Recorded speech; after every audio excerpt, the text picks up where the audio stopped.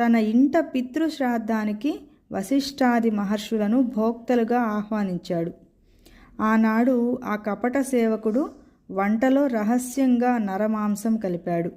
భోజన సమయంలో వశిష్ఠ మహర్షి అది తెలుసుకొని రాజుపై కోపించి, రాజా, నీవు మాకు నిషిద్ధమైన నరమాంసం వడ్డించావు కనుక నీవు బ్రహ్మరాక్షసుడు అవుతావు అని శపించాడు. ఆ ముని తనను నిష్కారణంగా శపించినందుకు రాజు కోపించి ఆయనకు ప్రతిశాపం ఇవ్వబోతూ ఉంటే పతివ్రత అయిన అతని భార్య దమయంతి అడ్డుపడి గురువును శపించబూనడం మహాపాపమని హెచ్చరించింది.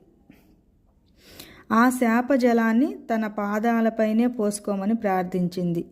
రాజు తన కోపాన్ని నిగ్రహించుకొని శాపకల్మషమైన అంటే అపవిత్రమైన తన చేతిలోని జలాన్ని తన పాదాలపై